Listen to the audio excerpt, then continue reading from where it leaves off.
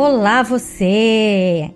Mais uma vez aqui reunidos no Horizonte Espírita, o podcast para quem pensa fora da caixinha, num bate-papo que vai desde Kardec até as questões da atualidade.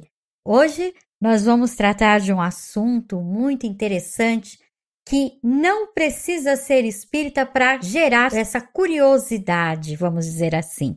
Nós vamos falar sobre a mediunidade e os seus desafios, seja eles externos, internos, sejam eles das novas capacidades e possibilidades que os nossos médiuns encontram, sejam espíritas ou não. Só que hoje nós vamos trazer depoimentos e esses depoimentos são de espíritas. Fique aqui ligadinho com a gente e participe. E claro, participando aqui com a gente, é lógico, tá o Alan Pinto. Oi, Alan. Olá, vamos a mais um episódio e dessa vez com a contribuição de muitos amigos e de alguns ouvintes. Exatamente. Aqui do meu ladinho tá a Litza Amorim. Oi, Litza. Oi, pessoal, tudo bem? Com certeza estão muito bem agora. E aqui em cima de mim, gente, vocês não estão vendo, mas ele é muito grande. Não, mentira. O Eric Pacheco. Oi, Eric. Oi, pessoal, então vamos para mais um podcast. Isso. E para já dar a introdução, dando o seu olá, o Rodrigo Farias. Eu ia dizer saudações, mas depois dessa eu sou obrigado a dizer olá. Isso. Quem vai começar para a gente é o Alan Pinto, dando aquela introdução maravilhosa que ele sempre dá. Pois é. Falar de mediunidade em um podcast espírita é chover no molhado. É uma faculdade inerente ao ser humano e, como a inteligência, como a fala, como a audição, uma faculdade orgânica. E a gente sabe que no desenrolar da mediunidade, ela traz muitos desafios, muitas questões, e como Kátia colocou no início, não precisa ser espírita para ser médium, porque isso é um fenômeno que está para toda a humanidade. Não é questão de religião, de ciência, somente. Nessa faculdade, durante o desenvolvimento, o nosso caminhar, muitos desafios, muitas questões, muitos problemas, principalmente no início, eles vão aparecer. Mas isso tudo é contornável, é trabalhado a partir do momento que você começa a se entender e entender do que seja o fenômeno. Então nós pedimos a alguns amigos e a alguns ouvintes que mandassem pra gente alguns áudios contando a história deles, as dificuldades, os benefícios da mediunidade para eles, e é justamente isso que nós vamos fazer hoje. Nós vamos começar a ouvir um por um, e eu tenho certeza que vocês vão acabar se identificando quem passa por algumas situações que são muito peculiares. Vocês vão conseguir se identificar no depoimento dessas pessoas. Vamos ao primeiro deles. Conheci o Espiritismo há muito tempo. Tem mais ou menos uns 15 a 16 anos que eu conheci o Espiritismo. Comecei a frequentar através de uma amiga minha. Eu comecei a sentir, de fato, que eu era médium. Depois que comecei a fazer os cursos, que teve a experimentação. Eu sentia calafrios, eu sentia arrepios, eu sentia a boca budejar. Às vezes eu sentia como se o braço tivesse leve, sabe? Assim, como que alguém tivesse pegando no meu braço e tivesse escrevendo. Depois eu comecei a sentir os arrepios, eu sentia alguém próximo de mim. Eu não via, mas eu sentia. O sentir era muito forte. Eu basicamente via assim, o espírito do meu lado. Eu não identificava, eu sentia muito. Então eu comecei a estudar, comecei a desenvolver mais a mediunidade. Hoje eu psicografo algumas coisas, não é muito de psicografar. Eu sou mais de falar. Eu escuto vozes. Eu tenho muita intuição, além das vozes que eu escuto, o espírito fala no meu ouvido. Eu tenho a sensação de que, quando eu estou conversando assim com uma pessoa, eu enxergo além. Se não é para escrever a hora que eu tô na mesa lá, eu vou longe, eu saio assim de si. Então é isso. Mas a mediunidade, ela me fez eu crescer. Valeu a pena ter desenvolvido a mediunidade. Eu achei interessante que a gente vai ver ao longo vários depoimentos, mas que também a gente percebe conversando com as pessoas, eu noto que é muito comum os médiums sentirem mais sensações físicas no começo da prática mediúnica, quando eles estão começando a se habituar, né, com o fenômeno. E isso é uma tendência que a gente observa, apesar de a gente não ter uma pesquisa estatística para provar que isso sempre acontece, o que acontece na maioria das vezes, a nossa experiência vai mostrando que é uma tendência. E que não é descrito, né, pelos livros do Kardec, pelo menos não que eu me lembre. Então, eu acho interessante que é a realidade apresentando algumas ideias, hipóteses aí para acender a nossa curiosidade. Essas sensações físicas, elas são o primeiro sinal de mediunidade. É interessante que ela diz que ela não via o espírito, mas sentia, né, o espírito. Lá no item 188 do livro dos médiuns, Kardec vai falar dos médiuns sensitivos. Eles sentem a capacidade de sentir a presença do espírito, né, uma impressão geral, né, vaga, mas eles conseguem sentir mesmo sem ver, né. Muita gente não enxerga o espírito, não tem a evidência, mas ele consegue perceber a presença, a natureza, sentindo, né, se é uma sensação boa ou ruim. E essa sensação que ela descreveu também, como ela diz, eu saía de mim, né? Eu vi muitos médiuns que eu conversei, eu já ouvi esse relato, né? Como se ela estivesse emancipando mesmo, como se tivesse os fluidos, né, estivessem se desprendendo. Algo parece comum nos relatos.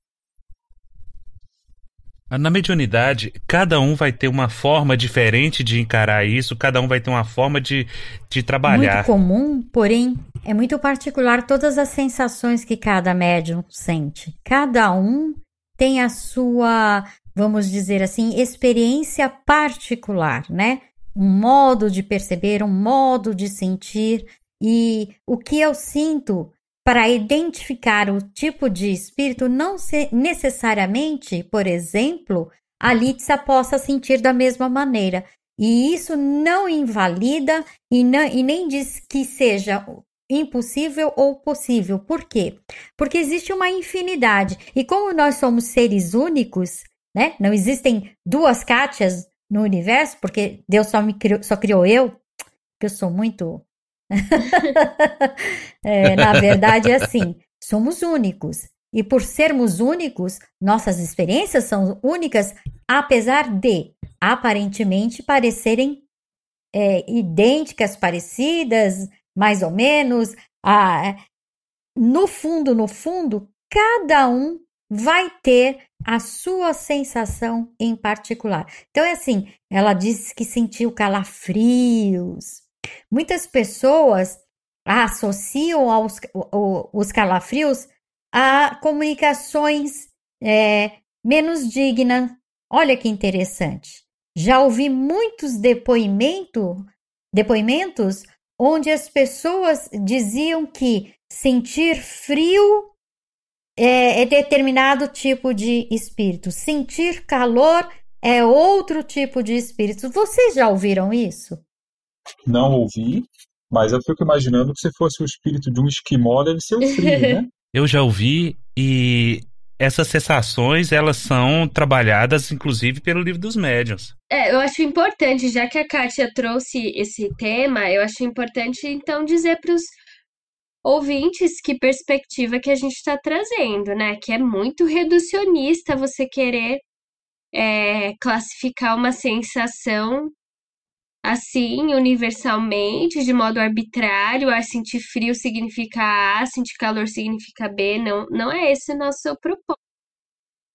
Ainda de acordo com o que a Kátia falou, existem fenômenos que digamos assim, que a gente espírita considera que são objetivos, então a aproximação de um espírito, para nós é objetiva. Ele veio e se aproximou.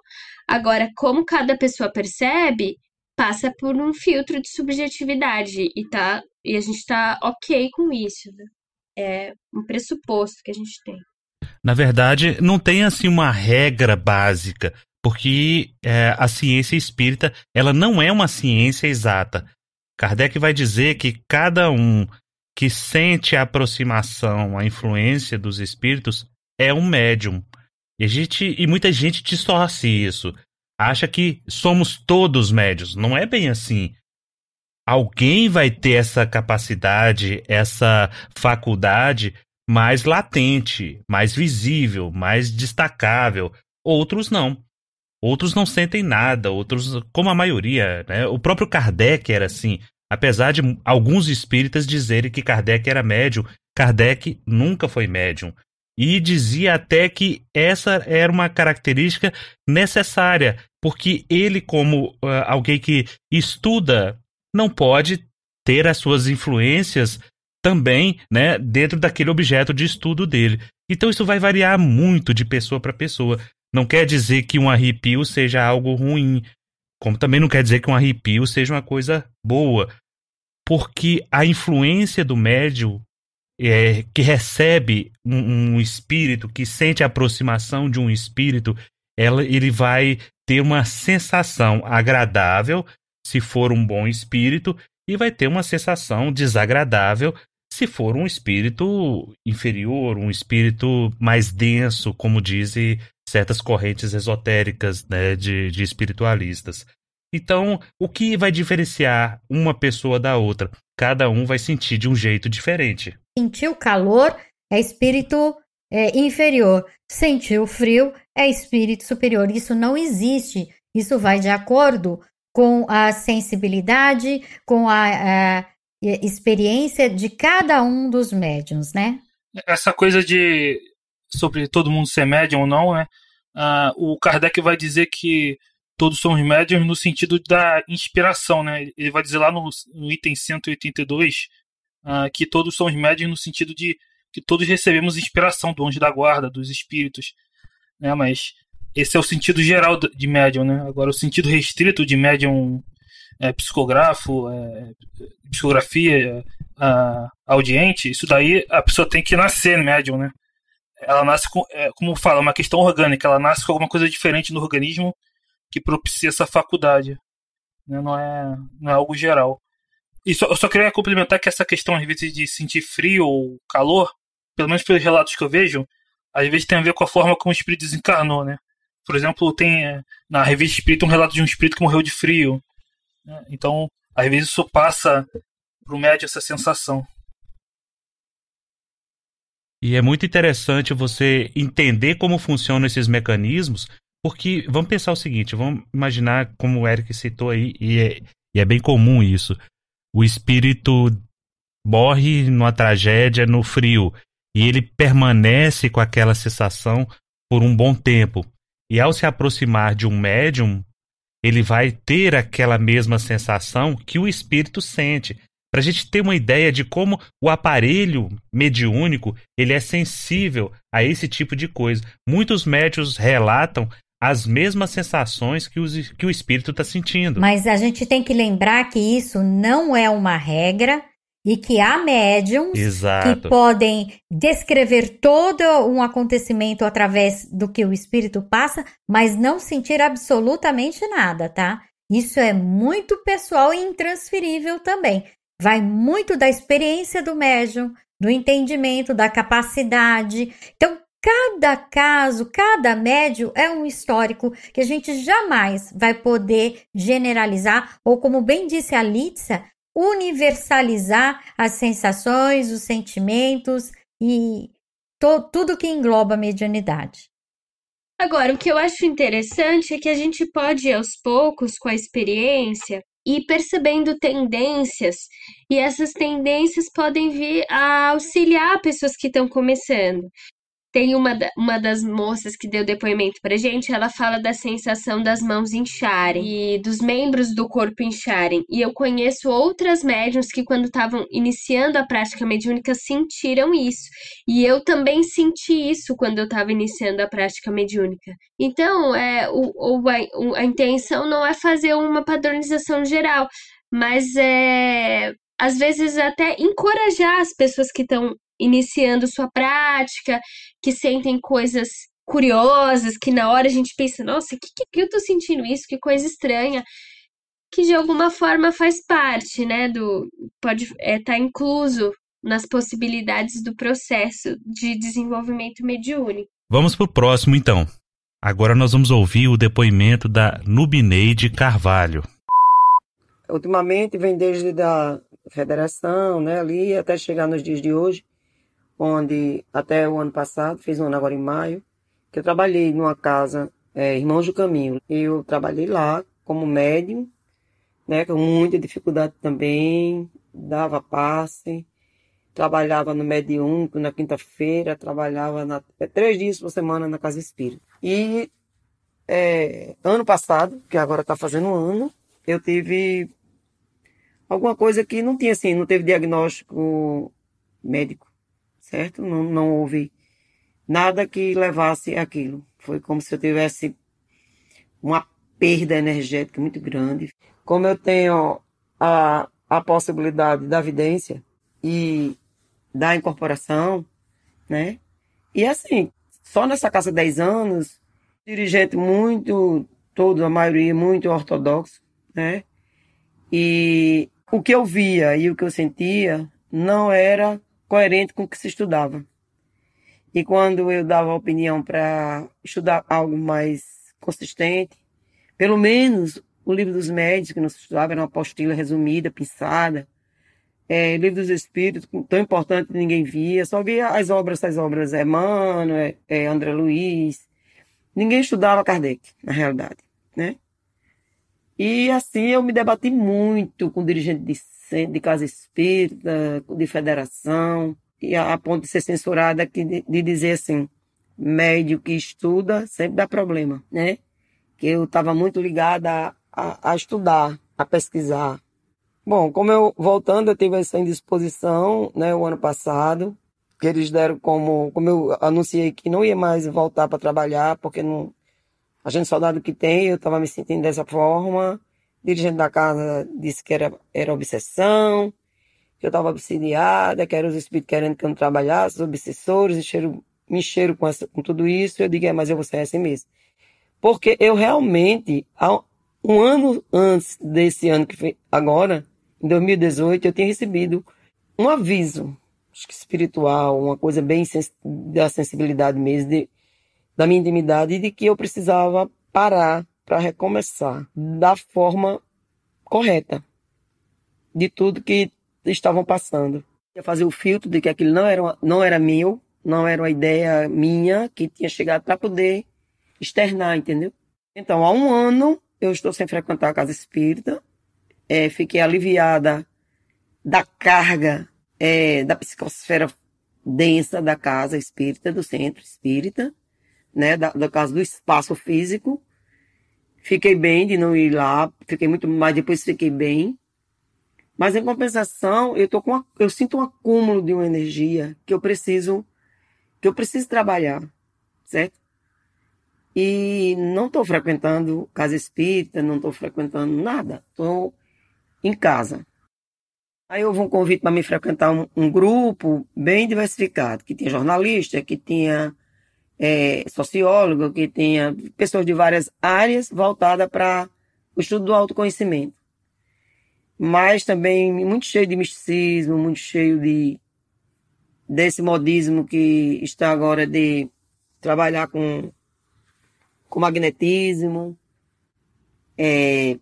Não é o espiritismo que a gente o trabalho que a gente nem conhece direito, né? Não, gera alguma coisa colocada por cima, né? Assim, muito místico, tudo muito místico. Assim, não combina com... Não tem um fundamento, uma fundamentação de pesquisa. né, nessa atuação. Aí voltei a dar passividade nesse grupo, mas eu percebi que era mais assim. Começou a chegar gente nesse grupo de 10 pessoas, em pouco tempo estava em 15, atrás de querer saber de futuro, querer saber de passado, atrás do fenômeno. E isso me chateou de novo, muito, né? Porque eu não sabia, não era essa a minha intenção. Acho que tem algo muito mais importante para a gente rever, estudar, né? Esse olhar interior para dentro de cada um. E aí, gente? O que dizer desse relato? É muito simplificador você dizer que uma pessoa que quer sair do centro sofre obsessão, né? Aliás, essa fala, ela não é nova, ela não é do meio espírita. É a ameaça da excomunhão que a igreja já utilizou tantas e tantas vezes. Eu fico impressionado com isso. O que essas pessoas estão ganhando com esse tipo de ameaça. Olha, você dizer que não se deve estudar porque quando você estuda, você só dá problema. Eu já ouvi isso. Você estuda demais e quem estuda demais deixa de acreditar. Mas é exatamente isso que eu quero. Eu não quero mais acreditar, eu quero saber. Então, para saber, só tem um caminho. O caminho é esse, é o estudo. Agora, como você tem um equipamento de altíssima geração, de tecnologia extremamente avançada, como a mediunidade, e você não lê o manual, aí é que eu não consigo entender. Uma questão que me chamou a atenção é o fato dela ter a mediunidade bastante ostensiva, principalmente vidência, né, e audiência. Uma sempre puxa a outra, é muito interessante isso. E a questão dela, por ter essa visão mais amplificada, ela ser simplesmente ignorada porque ela traz verdades, né? As verdades duras que muitas vezes um grupo não quer ouvir. Isso é muito mais comum do que a gente imagina no meio espírita hoje, pela formatação que fazem de cursos, em nome de uma praticidade, desistem de estudar, por exemplo, um livro que é super importante para os médiuns, que é o livro dos médiuns, que deveria ser estudado capítulo a capítulo, porque ele tem fundamentos, tem explicações que são importantíssimos de ser seguido, independente de ser espírita ou não, inclusive, né? Porque, inclusive, que eu tenha conhecimento, alguns pastores de igreja evangélica fazem uso dele para que os seus profetas se utilizem da ferramenta mediunidade com mais segurança. Ora, vejam só, a igreja evangélica faz uso do livro dos médiuns, mas um centro espírita não. Isso é de doer. Usam os tais apostilas, né? Estudo sistemático da doutrina espírita. Aí pincela trechos, né? Recortados e mistura com um monte de coisa, enfim. E vira uma salada, né? Ela fala dos místicos que querem conhecer o passado, conhecer o futuro, que querem receber cartas de familiares. Acho que isso é uma das coisas assim mais esdrúxulas, aberrações que existem dentro do movimento espírita, essas tais dessas cartas, como se a gente não soubesse realmente o que acontece. Não, acho que você pegou um pouco pesado. Acho que a gente tem que pensar também que as pessoas querem cartas como consolação, né? O luto, ele já é difícil em si, ele pode ser um luto ainda mais complicado, quando é um caso, assim, de uma morte súbita. Então, eu acho que eu entendo o contexto da crítica. O espiritismo não pode se resumir à carta de consolação, mas as pessoas que procuram essas cartas, elas devem ser acolhidas, seja através da carta em si, seja através de um grupo espírita que vai dizer, olha, a gente não tem carta para você agora, mas a gente tem abraço, a gente tem prece, a gente tem isso. Pois é, mas o problema da carta é justamente esse, Elisa.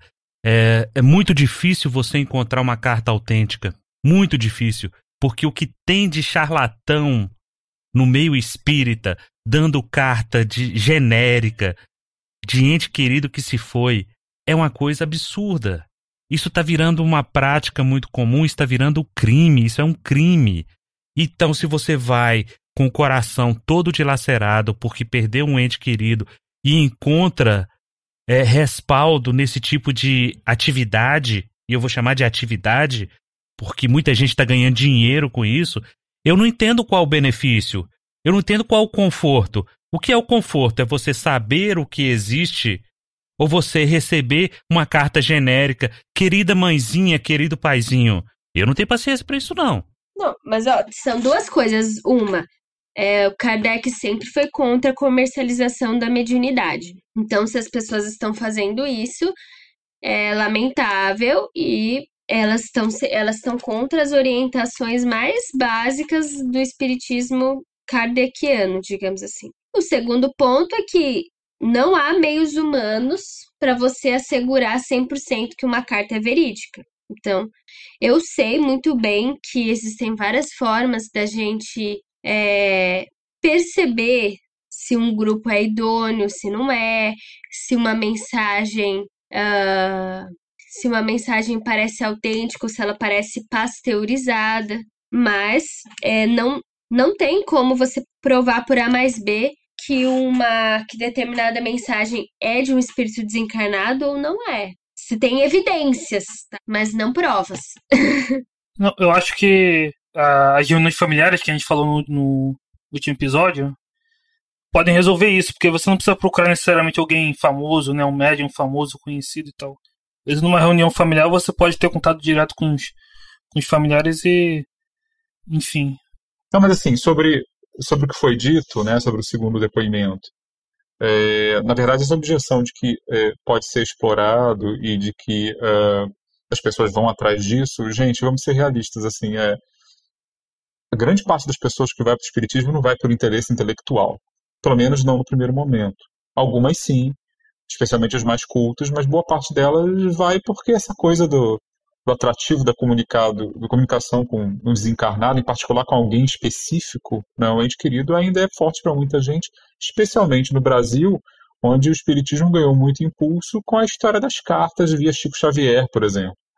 Então, assim, esse é um dado histórico, né? Então, eu mesmo fico pensando que eu devo ser um pouco triste do ponto de vista do desencarnado, porque, assim, se o meio existe, por que ele não poderia ser utilizado?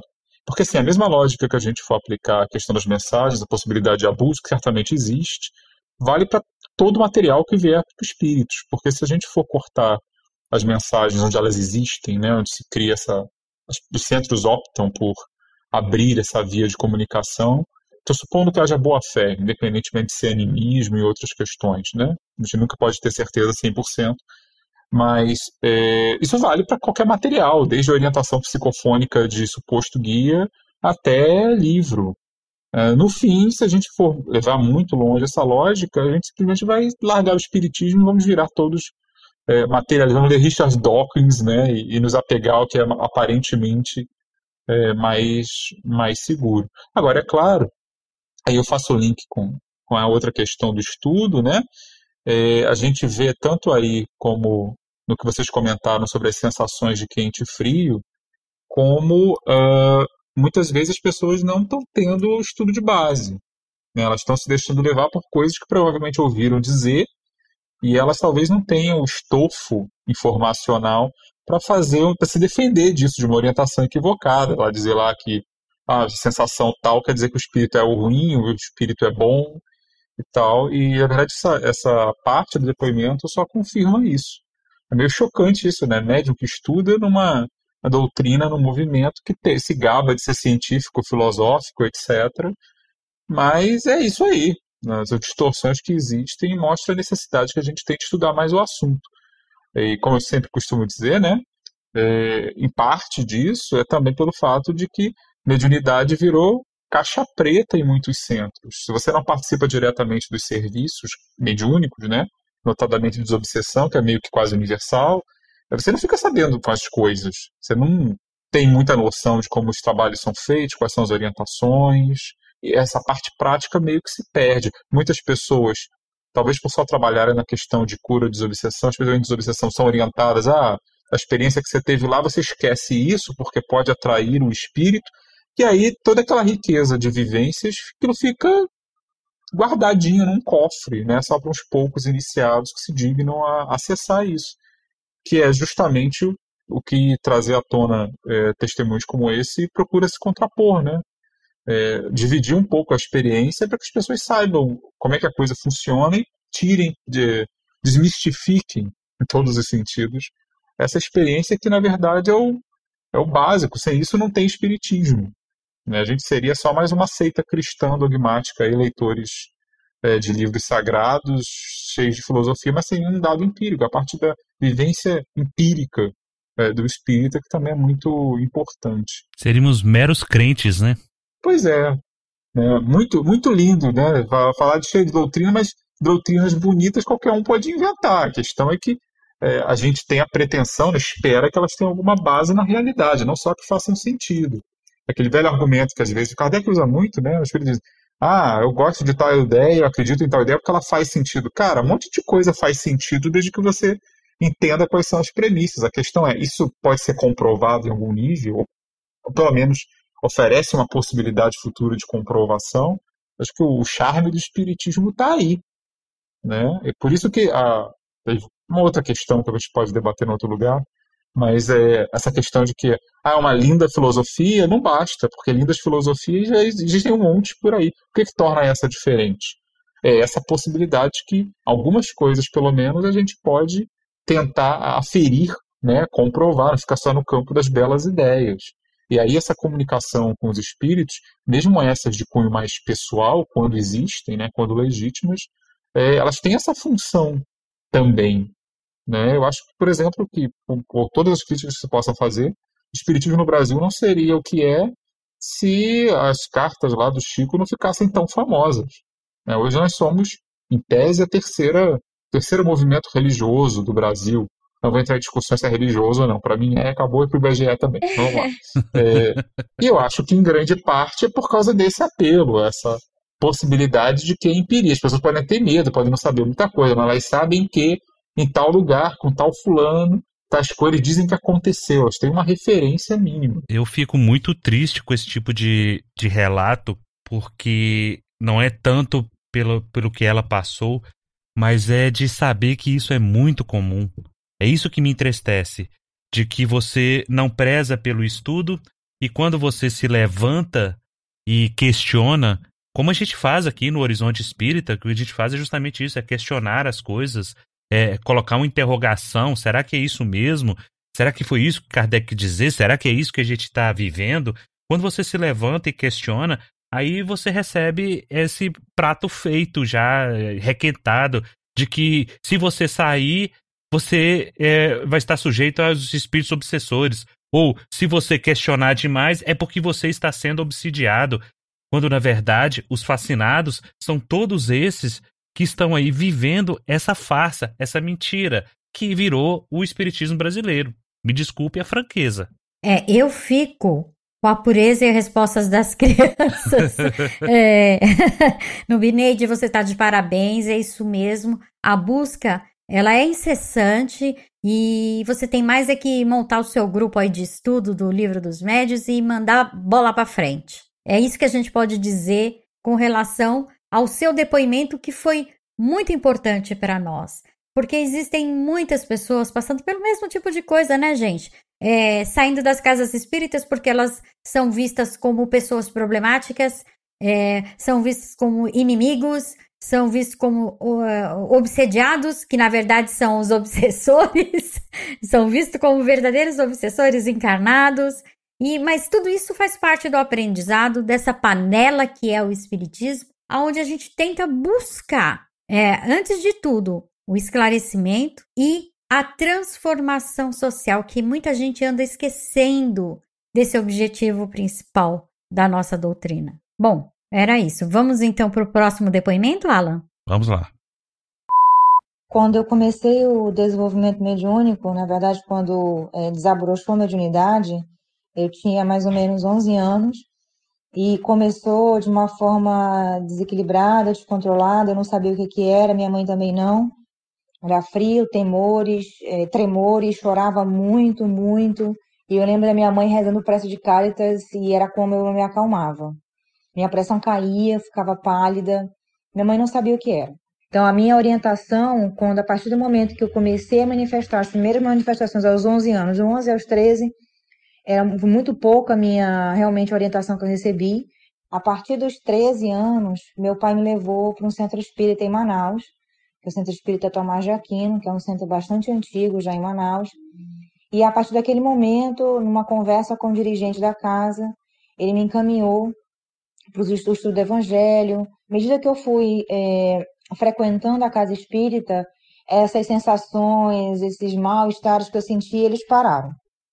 E por um tempo eles ficaram adormecidos, até que novamente eles voltaram. Eu já estava por volta dos 20, 21 anos, mais ou menos, e foi quando eu comecei a estudar mediunidade no curso que era, na época, chamava de ESME, que é o estudo da mediunidade. E aí, quando eu retornei, comecei a fazer realmente o estudo da mediunidade, foi quando voltou de novo as sensações físicas e algumas manifestações. E a partir daquele momento, eu fui encaminhada para o trabalho de desenvolvimento, que naquela época chamava de adestramento mediúnico. No adestramento, a gente recebia as orientações através do dirigente, de como a gente deveria se portar, o que deveria, o que não poderia fazer. Então, essa parte prática, realmente, eu tive no trabalho de adestramento com o dirigente da casa. Então, logo depois, a gente fazia nossas avaliações, então ele avaliava o processo, orientava. Então, foi muito importante para mim esse período, porque além de conhecer, de ter acesso à parte teórica, também tive essa parte prática, né, dentro de um grupo em que eu tinha liberdade para aprender. Não era diretamente num trabalho mediúnico já estabelecido, né? Era um trabalho de adestramento bem específico, com um objetivo muito específico. Então, foi assim o meu início. Eu acredito que o maior desafio do exercício mediúnico é a disciplina. A disciplina, não só a disciplina material, de você estar disponível no trabalho, nos horários estabelecidos e tudo mais, mas, sobretudo, o trabalho do médium ele é 24 horas. Então, quem se predispõe ao trabalho mediúnico tem que estar preparado 24 horas para o trabalho. E todos os dias da semana. A gente não está só no trabalho um dia anterior ou no mesmo dia que a gente vai trabalhar. É muito importante, e isso é a cobrança maior de todos os médiuns, é a manutenção do estado vibratório, da sintonia, dos pensamentos, o estudo contínuo. Esse é o maior desafio, diante de todo você balancear as demandas do trabalho, as demandas da família, encontrar o equilíbrio para que você possa, da mesma forma em que você exerce o trabalho material, você exercer o trabalho mediúnico de uma maneira disciplinada, séria, e, sobretudo, levando, mais que tudo, a transformação íntima, que é extremamente necessária para o médium. E aí vem também a questão da disciplina com a transformação íntima. Então, eu acredito que o desafio maior da mediunidade para todos os médios é realmente se iluminar para que a gente possa fazer um trabalho realmente com Jesus. Kardec sempre dizia que o melhor médium é aquele que é menos enganado. Então, o médium que se predispõe ao trabalho, que se realmente se predispõe ao estudo sério, ao trabalho sério e aplicado, que trabalha como um enfermeiro, que é o primeiro que atende aquele irmão que está ali em sofrimento, que decide abraçar, envolver e amar aquele que ele não conhece, que traz dificuldades diversas, tanto o sofredor quanto o violento, desafio de amar esses irmãos de uma maneira sem julgamento é o maior desafio. Eu tenho aprendido muito durante esses anos trabalhando na mediunidade, o quantas vezes eu já recebi um irmão que traz uma problemática em que aqui na minha vida de relação é difícil aceitar. É o pedófilo, é o violento, é aquele que tem algumas situações em que eu ainda não aceito aqui na minha vida de relação. Então, isso serve para mim, serve para todos os médicos, porque eles vão lidar com tudo isso. É você encarar esse desafio e aprender a amar, a envolver aquele irmão com todo amor e carinho. Eu percebo, olhando para trás, eu vendo as minhas dificuldades que eu tinha antes, né? Quando esses irmãos se apresentavam, eu tinha muita dificuldade de receber e isso fazia com que cortasse a comunicação, porque, claro, eu vibrava em outra, né? Em outra estação, e aquilo fazia com que o circuito da mediunidade, naquele momento, aquele circuito mediúnico se rompesse. E eu vivi isso, visualizei tudo isso e fui aprendendo. O que realmente me ajudou a compreender melhor o fenômeno e buscar realmente a minha melhoria foi o estudo do Livro dos Médiuns. Realmente eu posso dizer, o estudo do Livro dos Médiuns me ajudou, foi o estudo que mais me ajudou durante todo esse trabalho mediúnico que eu já faço já há bastante tempo, foi o que realmente me ajudou a trabalhar melhor, a exercer melhor a mediunidade. O que acontece muitas das vezes a gente percebe quando existe dentro de uma casa espírita a falta de conhecimento de Kardec, aí sim você vai ver coisas esdrúxulas acontecendo. A gente percebe isso quando há um afastamento da base e leem-se muito romances e pouca base. Então a gente fica à mercê de coisas esdrúxulas, esquisitas, em função dessas informações que chegam sem o crivo da razão, sem um filtro. Ou seja, a gente sempre fala que a casa espírita sem Kardec, ela pode resvalar em processos de fascinação para os médiuns. Essa foi a Michele, e a gente percebe que é um relato totalmente contrário à situação do relato anterior da Nubineide. Então é muito bom saber que há médiuns que têm essa possibilidade de estudar e entendem isso, como o Livro dos Médiuns, por exemplo, que o subtítulo dele é Guia dos Médiuns e dos Evocadores, justamente por quê? Porque é um manual de aprendizado de como operar todos os processos da mediunidade. Então é um relato que deixa a gente assim, muito tranquilo, muito feliz, principalmente porque ela percebe a necessidade de uma busca de equilíbrio. Em nenhum momento se falou em moral, mas em sim em equilíbrio. Acho que essa é a palavra-chave. Bom, o que me chamou mais a atenção no depoimento da Michele, na verdade, não foi nem a parte do estudo, porque no que na verdade ela está falando é aquilo que deveria ser o padrão, né? Deveria ser o mínimo que a gente deveria encontrar nas casas espíritas. Ou pelo menos é aquilo que nós, no discurso, né, nós espíritas sempre falamos muito da questão da necessidade do estudo, da base. Isso é meio que o discurso padrão no movimento, mesmo que a prática nem sempre seja assim. Mas você vê que é uma médium educada, preparada, mas o que eu achei mais interessante, que eu gostaria de destacar aqui para a gente refletir de fora, é a questão do equilíbrio entre as atividades, vamos dizer assim, materiais, né, mundanas, digamos assim, e a atividade mediúnica. Que é uma coisa que sempre me chama a atenção, né, é que ser médium não exige apenas a disciplina do estudo intelectual, né, ler Kardec, ler livros que ajudam, etc. e tal, de desenvolver com base nas experiências dos seus instrutores, etc., sejam eles encarnados ou desencarnados.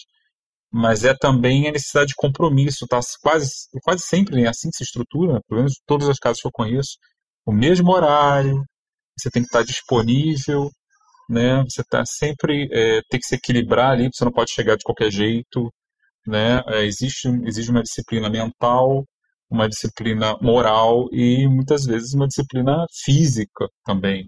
É comum em muitas casas, antes de certos trabalhos, você tem que, por um período, geralmente 24 horas, né, se abster de determinados alimentos, manter abstinência sexual, ou seja, você tem que manter toda uma série de controles na sua vida que não se limitam à sua estadia ali dentro da instituição espírita. Na verdade, começa desde antes e, eventualmente, vai até um pouco depois. Né? Então, acho que essa parte do trabalho, né, essa dimensão também deve ser destacada. Não é simplesmente, eu quero ser médium e acabou-se. Né? Isso é um compromisso, isso é um tipo de trabalho que tem suas exigências, assim como o trabalho convencional tem suas exigências. Né? Você tem que ter uma formação, você tem que ter alguma experiência, você tem que ter um certo código de conduta quando você está trabalhando em um determinado lugar, e não é diferente. As pessoas às vezes acham que, algumas pessoas se iludem achando que ser médium é ficar olhando para o alto com cara de quadro de santo renascentista, mas na verdade é bem diferente disso. É ser igual a todo mundo, só que você tem uma atividade, digamos, extra, que tem exigências extras para você. Bom, queria falar duas coisas. Uma em diálogo com a colocação do Rodrigo. Acho que é importante também a gente tem coisas que vão se tornando verdades cristalizadas no movimento espírita que parece um telefone sem fio. A gente já não sabe mais quem é que falou, mas todo mundo acha que é verdade. Então, assim, eu não sei de onde vêm essas orientações que relacionam prática mediúnica com abstinência sexual. Eu acho isso um pouco antinatural. Soa como uma coisa meio conservadora, né? No grupo que eu participo, não tem esse tipo de orientação. E acho que é uma forma de encarar o sexo muito negativa também, né? Ô, Lídia, eu vou só fazer uma intervenção rápida aqui, senão eu esqueço. A origem disso é aquela mesma que diz que não se deve comer carne 24 horas antes da reunião mediúnica. Exatamente. Acho que existem vários bons motivos para não comer carne. Não sei se necessariamente vai impactar no seu relacionamento com os espíritos. E eu acho que comer carne é mais eticamente reprovável, muito mais eticamente reprovável do que fazer sexo, né? Que, na verdade, é o modo pelo qual a gente se reproduz enquanto ser humano.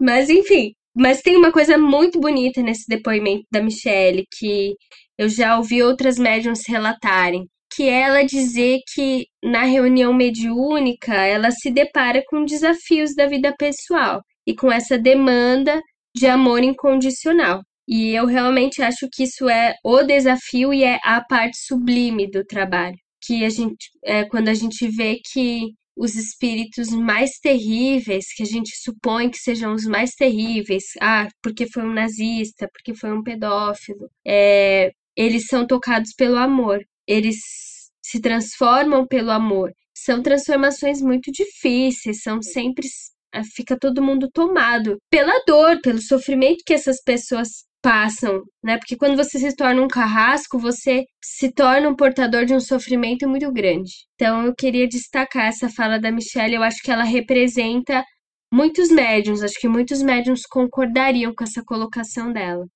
Muito bem lembrado. E, Eric, você tem alguma coisa a colocar? Eu achei interessante a menção dela ao trecho de Kardec que fala que os bons é que têm sido menos enganados, né? Então, ou seja, não é que não têm sido enganados, mas menos, né? Porque não há médium perfeito na Terra. Então, como ela disse, é uma luta constante, né? Não só moral, porque não basta, né? O médium só se moralizar, mas também de estudo. Então, achei interessante essa menção. Eu queria falar isso. Uma outra coisinha, só para deixar claro, uma última intervenção. Falar sobre a origem das ideias, dessa coisa de abstinência de carne, sexo, etc., antes de certas atividades mediúnicas. Até onde eu sei, a origem é aqui no Brasil mesmo. São os livros se não me engano, do Chico e de Divaldo também, sobretudo. Não sei, deve ter outros autores que sigam a mesma linha, mas eu acho que esses são os maiores.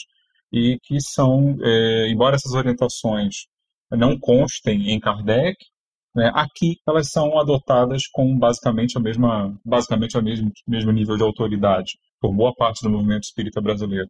Então, para os ouvintes, né, que quiserem saber de onde vem isso, não vem da origem, né, isso não está presente em Allan Kardec, mas isso aparece com muita força na literatura mediúnica brasileira, sobretudo dos grandes autores clássicos que acabaram ganhando status de autoridade, dos quais esses dois médiuns são provavelmente os maiores representantes. Né? Sobretudo na série André Luiz e nos vários livros do Divaldo, Manuel Filomeno de Miranda e tal. Você sabe que isso surgiu, na verdade, nos livros dos estudiosos à época de Kardec sobre magnetismo. Eram teorias e hipóteses lançadas dizendo que pessoas que comiam demais e pessoas que praticavam sexo no dia anterior aos experimentos magnéticos demonstravam dificuldades. Mas tudo isso com base no achismo dos estudiosos, tá? E não ficou absolutamente nada comprovado, tendo até sido rechaçado logo depois. Porém, no Brasil, virou quase que lei nos centros espíritas. É muito interessante isso. Queria fazer uma menção à origem, né? No livro Consolador, do Emmanuel, na pergunta, que o livro Consolador é pergunta e resposta que nem o livro dos Espíritos, né? É a pergunta 129. pergunta, é um erro alimentar-se o homem de carne de racionais? Aí ele vai dizer que é errado, né? Que ele vai falar que é até um... Ele diz aqui, a injeção das vísceras dos animais é um erro de enormes consequências.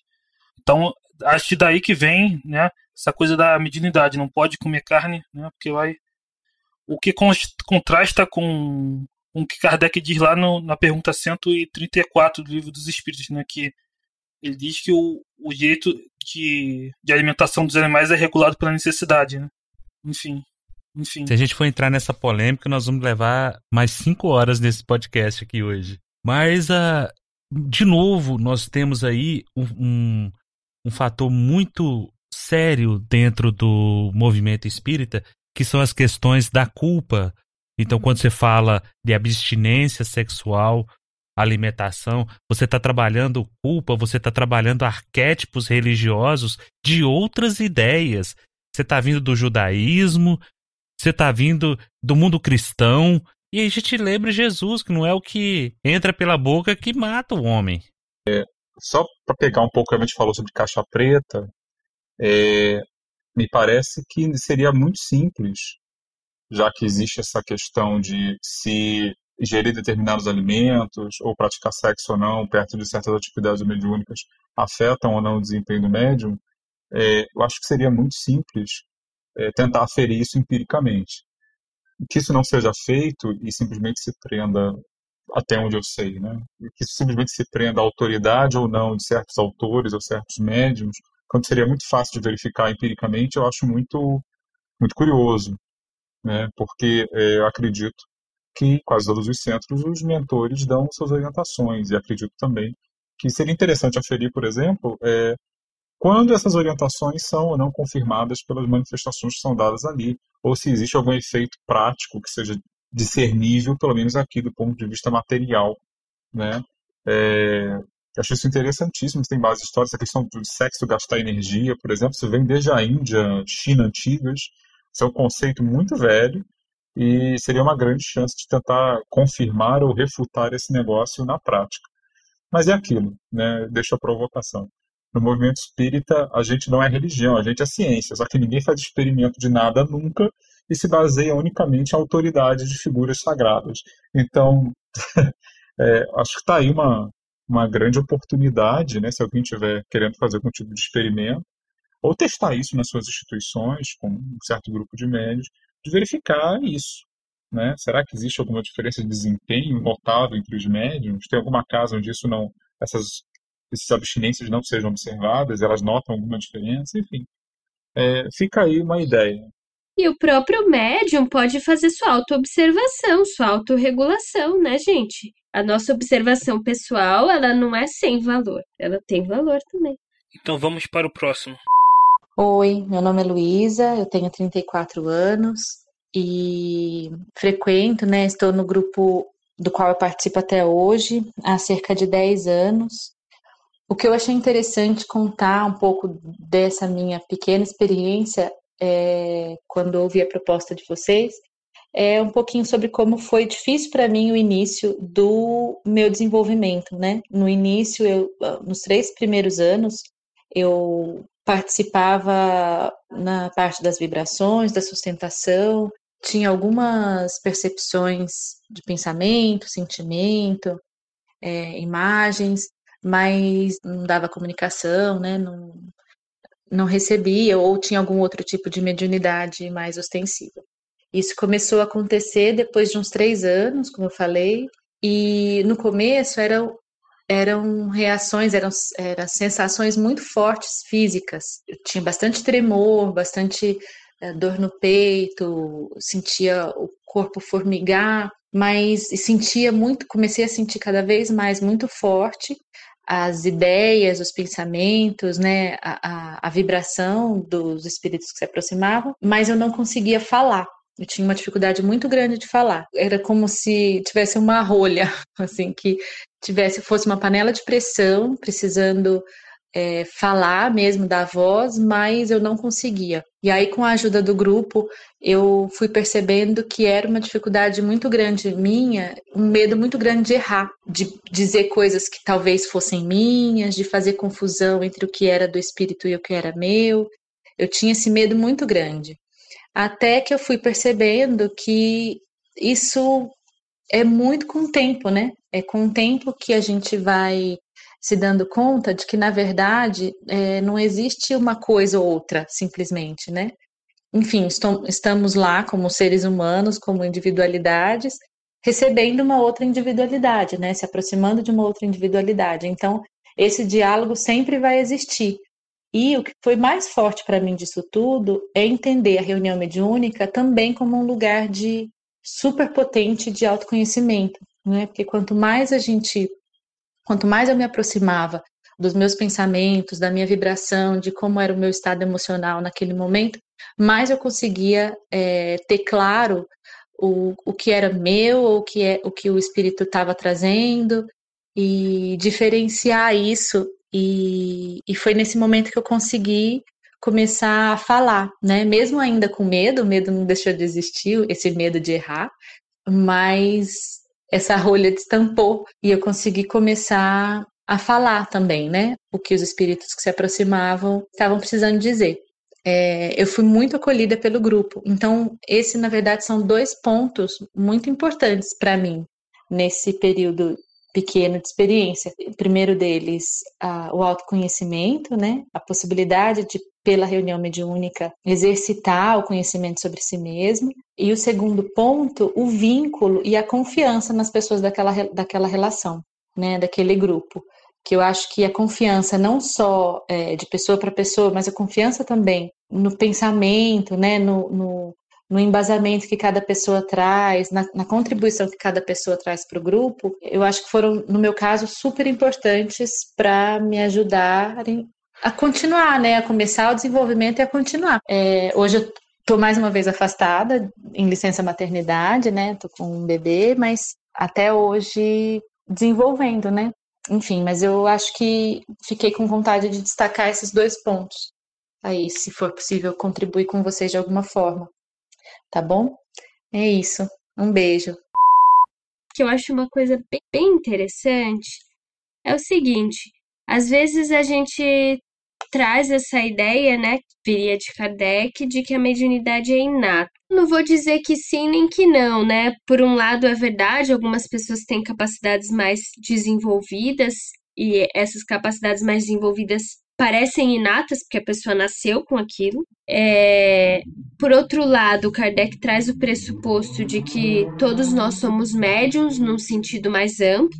Porém, não é raro acontecer isso, de pessoas frequentarem a reunião e demorarem um bom tempo, 3 anos, 4 anos. Então, a Luísa falou que ela demorou 3 anos para conseguir dar passividade para uma psicofonia. E eu também demorei 4 anos numa reunião mediúnica para começar a dar passividade numa psicofonia. Então, isso também faz a gente pensar que podem existir várias questões em jogo para essa mediunidade se desenvolver ou não.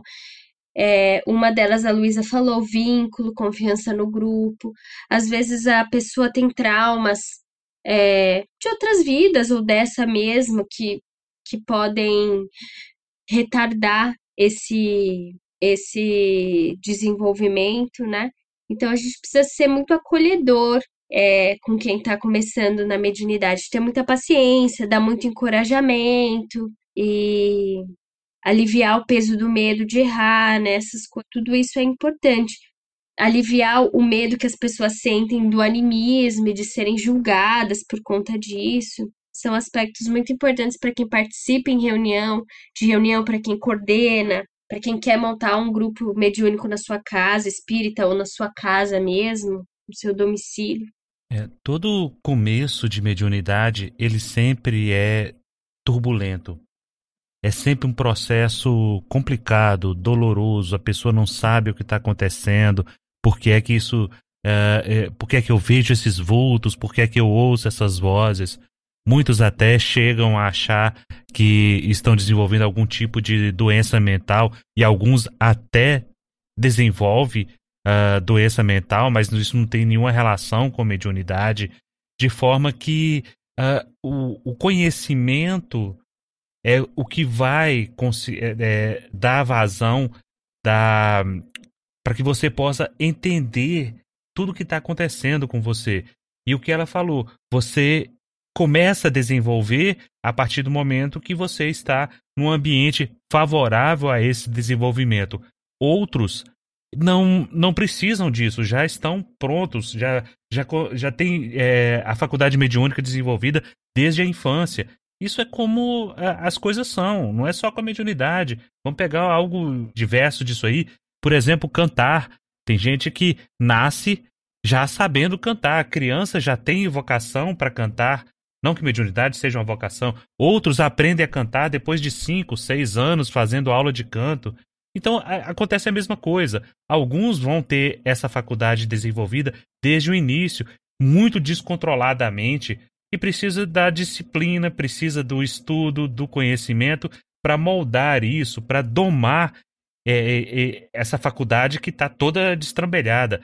Outros começam no ambiente de estudo e o ambiente de estudo vai favorecendo o aparecimento das faculdades mediúnicas. O que é interessante é notar que Kardec, quando começa no Livro dos Médiuns a tratar do desenvolvimento da mediunidade, ele fala que ele vai tratar sobre a psicografia dos médiuns escreventes, porque é a faculdade mais comum que se tinha à época. E o que a gente percebe hoje nas casas espíritas é que a psicografia ela tem ficado distante, porque o que você vê mais comum são os fenômenos de psicofonia. É interessante notar isso. Como você citou, Alan, tem esse capítulo do Livro dos Médiuns, que é capítulo 17, e no item 204, Kardec vai dizer que a mediunidade, ela, no sentido restrito, né, ela é inata, né, natural, orgânica, mas tem que desenvolver. E ele diz aqui que, caso isso não ocorra espontaneamente, ele recomenda que se faça um exercício, ele diz aqui, de 10 minutos durante 2 meses, se for preciso. Ele diz aqui nesse item 204. Então, ou seja, é algo que pode ser natural, mas requer a perseverança, né, a continuidade do exercício. Todos os dias durante 2 meses ele recomenda. Então, e realmente, na época, ele falava da psicografia porque é mais prática, né? Dava para registrar. Na época não tinha gravador, né? Então a psicografia você registrava facilmente ali a comunicação. Achei bem interessante essa reflexão, né, Eric? Não tinha nem pensado nisso. O papel da escrita no século XIX era ainda mais proeminente do que hoje, né? Que você pode gravar uma psicofonia. E o engraçado é que não se grava e não se divulga isso. Ou, quando se grava, fica só restrito àquele grupinho. O que foi falado aí a respeito do desenvolvimento pessoal é outra coisa também que merece muito destaque. Os espíritos colocam que a função do espiritismo é promover o progresso moral. E quem é o primeiro a ter acesso a isso que não o médium? O primeiro a se beneficiar desses ensinamentos, dessa vivência, desse autocontrole, como foi falado em depoimentos aí, muitas vezes você tem que lidar com um espírito que te dá uma certa repulsa. Um pai que assassinou um filho e você se lembra do seu filho e do amor que você tem ao seu filho, são coisas que são difíceis realmente de lidar. Então você aprende a abrir mão disso através de um gesto de caridade, de amor, de solidariedade. Como foi falado aí, o amor é que vai conseguir modificar essas estruturas, a começar do próprio médium. E isso é maravilhoso quando você entende isso. Vamos pro próximo? Meu nome é Larissa, eu tenho 25 anos e eu comecei a desenvolver a minha mediunidade por volta dos 20. Eu frequentava um centro espírita junto com uma amiga e a família dela. Eu não sou de família espírita, então foi através dessa minha grande amiga que eu tive contato com o espiritismo. E aí, nesse meio tempo, uma das pessoas que na época compunha a diretoria da casa me chamou para conhecer um trabalho, uma atividade sobre desenvolvimento mediúnico. Eu fui, enfim, estava sentadinha, acompanhando, né, observando, quando no meio da prece eu apaguei. Né? Não cheguei a perder completamente a consciência, mas eu fiquei no estado de transe até o final da reunião. E aí, dali em diante, eu comecei a participar com mais frequência, passei a psicografar, mas não tive nenhuma experiência de psicofonia. Passou mais um tempinho, eu fui chamada para participar da reunião de desobsessão, né? E depois eu fui para essa reunião que era um pouco mais mão na massa, né? Digamos assim, a coisa estava dividida mais ou menos desse jeito. E acho que é importante comentar um pouco sobre a maneira como essa reunião de desobsessão ela era organizada. Então, existia uma figura central que coordenava essa reunião em todos os aspectos. Assim, era uma pessoa que tinha uma faculdade mediúnica ostensiva, né? E ela administrava toda a dinâmica. Então, por exemplo, a gente sentava em roda e ela ficava no centro. E era ela que anunciava, né, os médiuns que estariam supostamente próximos de uma comunicação mediúnica. Então, ele captava aquilo de alguma forma e aí ele encaminhava alguém para fazer o atendimento com esse médium que estava prestes a receber esse espírito. Então, acontecia que o médium não tinha nenhum espaço de fala antes de engatar na comunicação, né? Não tinha nenhuma espécie de troca de impressões, né, de visões, de sensações que, em geral, antecedem uma comunicação, assim. No início, eu tinha essa necessidade de compartilhar, né, de colocar para fora. Eu fui descobrir isso depois, né? Quando eu mudei, eu saí desse grupo e fui participar de outro que funcionava, enfim, numa outra dinâmica, numa outra proposta.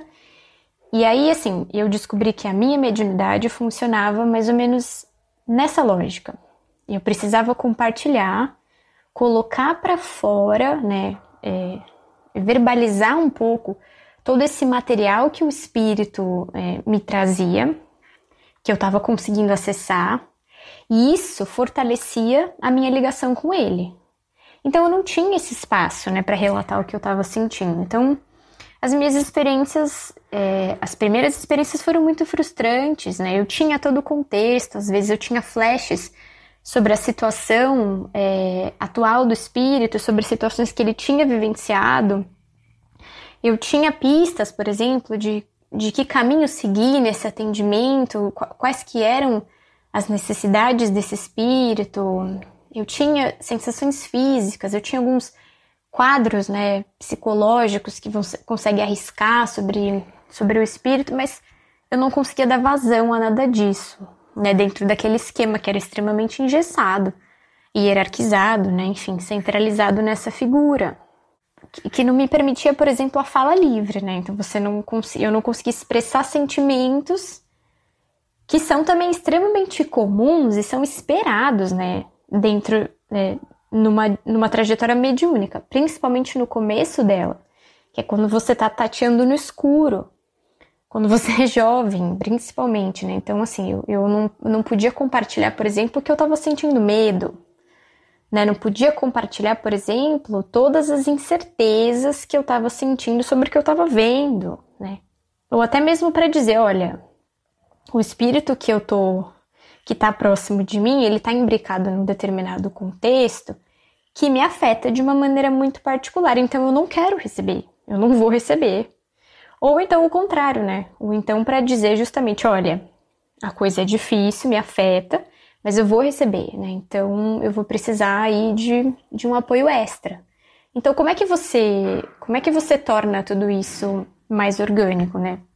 Como é que você inicia um processo desse sem um espaço de fala, de partilha, né, de confiança entre as pessoas que participam dessa reunião? Porque se você não tem a troca com elas, como é que você cria confiança, né? Como é que você se abre sobre as suas inseguranças?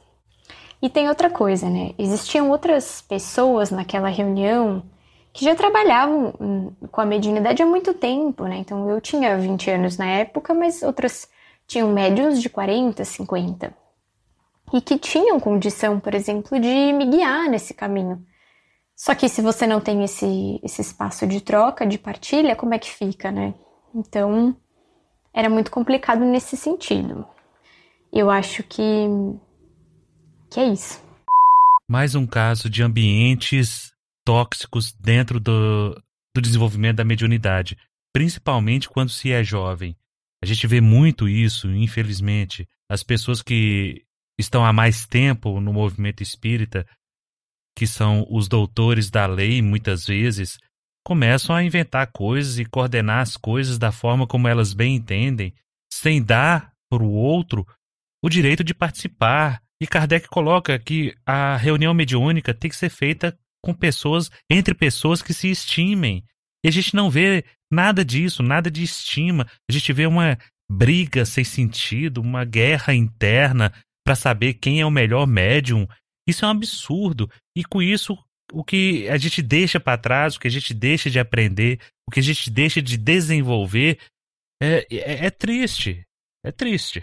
Esse depoimento revela que quando ela passa por uma reunião em que ela tem mais liberdade para falar, desde falar antes de receber o espírito, o que está sentindo, percebendo, que aí outros médiuns podem encorajar, eu também estou percebendo isso e tal, né? Também conversar depois. A gente pode resumir o que ela descreveu nos princípios de naturalidade, de democracia, nesse sentido de que as experiências não estão contidas naquilo que o dirigente rotula como uma experiência. Experiências podem ser as mais variadas, né? Dependendo dos sujeitos que estão ali. E se você abre, deixa a reunião mais aberta, mais natural, vai acontecer de tudo. Pode acontecer desobsessão, mas também uma viagem, uma visualização. Pode acontecer uma mensagem instrutiva. Porque esse rótulo fechado é a gente que dá. Não tem problema nenhum a reunião ter um objetivo, mas está aberta a proposta dos espíritos naquele dia, aos perfis mediúnicos de cada um, né? Com essa questão eu acho que vale muito a pena a gente analisar se o objetivo do trabalho talvez não permitisse esse tipo de ação do próprio médium. Talvez faltasse a ela o exercício num local onde pudesse fazer esse tipo de tomada de ação, de dúvidas, de questionamentos. A gente tem que levar tudo isso em consideração. Geralmente, se faz isso em estudo para a mediunidade propriamente dita, não em trabalhos. Trabalhos têm um objetivo onde a gente segue, de certa maneira, algumas regras, algumas colocações, para que ele possa desenvolver para um determinado fim. Agora, quando o fim é o estudo em si, aí não tem como se engessar, né? Então, a gente precisa também saber avaliar em que situação, em que momento que isso pode acontecer, para que também não vire a casa da mãe Joana e cada lugar, cada momento tem a sua forma e o seu jeito de trabalhar. Isso a gente também tem que observar.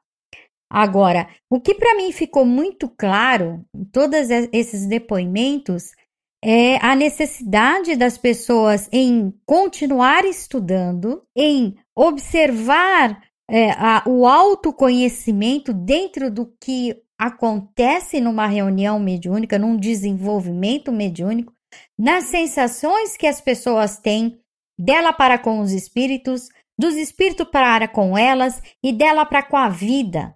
Esses desafios externos que tem nas reuniões mediúnicas e os próprios desafios que o Alan até citou agora há pouco, né? De repente entrar em contato com um espírito que foi criminoso. Qual é o exercício que isso nos faz, né? Que nos traz, que nos obriga a fazer momentaneamente, porque eu não posso ali servir de juiz e condenar o espírito, eu estou ali para auxiliar aquele espírito. Então, tudo isso traz grandes lições para a gente enquanto médiuns, enquanto servidores, enquanto intermediários da espiritualidade, mas também traz conhecimentos para nossa transformação, né? Que é isso que a gente tem que levantar aí a observação e levar para a nossa vida. Ser médium é ter a oportunidade de fazer aquela transformação moral muito mais rápido do que uma pessoa que não tem a mediunidade tão ostensiva. Por quê? Porque tem oportunidades duplas, tanto da vida do dia a dia, das experimentações do seu dia a dia, quanto das reuniões mediúnicas quando existem esses casos e eles podem nos ajudar muito com o ensinamento. Bom, eu só queria dar uma pequena experiência quase pessoal, que não é minha, mas é de alguma pessoa muito próxima, e que durante um tempo passou pelo, digamos assim, parte de desenvolvimento mediúnico do seu centro, né? E uma coisa que ela falava, que era muito interessante, é que a experiência era feita numa espécie de sessão de desobsessão, né? Ela ia participar diretamente, primeiro como observadora, e depois passou a ir à mesa. E ela dizia que houve momentos em que ela captava outras coisas, ela estava tendo outras experiências que não eram apenas dar passividade para o espírito que queria se manifestar, né? Ela, pelo menos uma vez, foi levada ao ambiente. Quem conhece a literatura da Ivone Pereira, por exemplo, sabe bem o que é isso, né? Quando o médium é levado a um outro lugar e ver coisas que muitas vezes ajudam a dar a entender melhor o caso daquele espírito que está ali se manifestando. E, no entanto, a pessoa, o doutrinador, né, hoje se fala dialogador, esclarecedor, deem um termo que quiserem, a pessoa que fazia o atendimento junto com ela, no entanto, reprimia qualquer outra informação, não deixava nada disso acontecer, porque esperava apenas aquele formato rígido, né, do espírito se manifestando, geralmente em sofrimento, para que ela, a dialogadora, a doutrinadora, whatever, fizesse essa intervenção. Então, na verdade, e essa pessoa depois veio se queixar, dizer que ela estava em aprendizado e, no entanto, uma experiência que para ela era muito relevante, ela que estava sentindo as coisas ali, ela não estava tendo a chance de sequer vivê-la direito, muito menos compartilhá-la para entender o que aquilo estava significando. Ou seja, a fenomenologia era maior do que aquele formatinho que aquela instituição específica naquele momento estava deixando acontecer. Então, ela não tinha um espaço depois para poder falar a respeito, né? Muito similar ao que a nossa companheira aí do último depoimento, a Larissa, diz. O que me dá a impressão, não tem nenhum levantamento estatístico sobre isso, mas me dá a impressão de que provavelmente é um problema que existe em várias outras casas também. E acho que eu já falou disso, né? Que muitas vezes, como a mediunidade é muito focada para uma atividade específica, geralmente existe cura e geralmente existe desobsessão. Em alguns casos só tem a desobsessão, nem cura tem.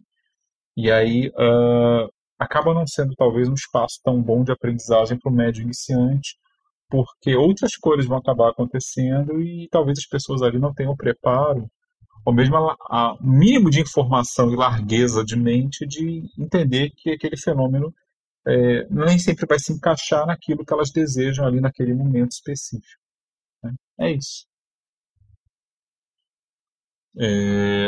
Reiterar, né? Acho que a mensagem final pode ser uma mensagem de grupo, né? Basicamente dizer, de novo, a importância de estudar, e uma coisa que a gente acabou não falando porque a gente cortou a parte dos sintomas, né, da mediunidade. Acho que pode ser útil também uma parte dos depoimentos, que eu acho que seria legal, de repente, aproveitar no outro momento. Mas para as pessoas não terem medo disso, né?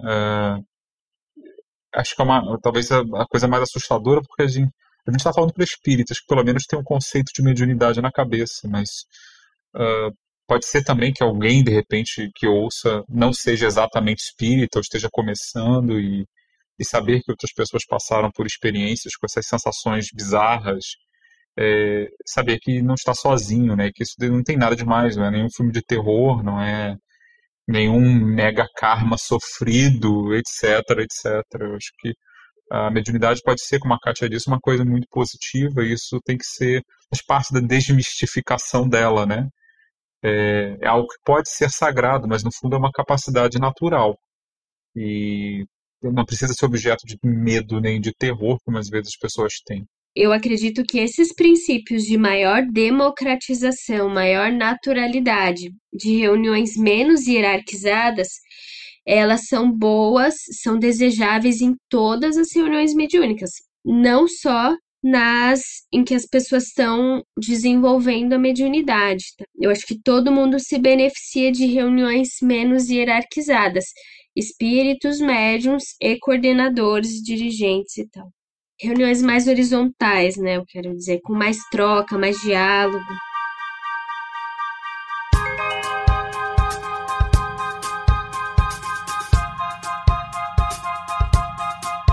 Esse foi mais um episódio do nosso querido Horizonte Espírita.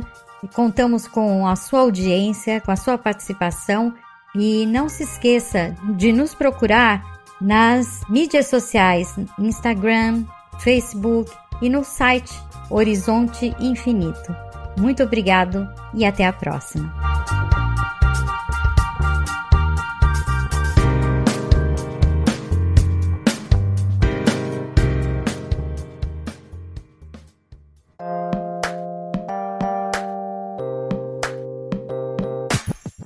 Visite o nosso portal para ouvir outros episódios e conhecer os demais podcasts através do horizonteinfinito.com.br.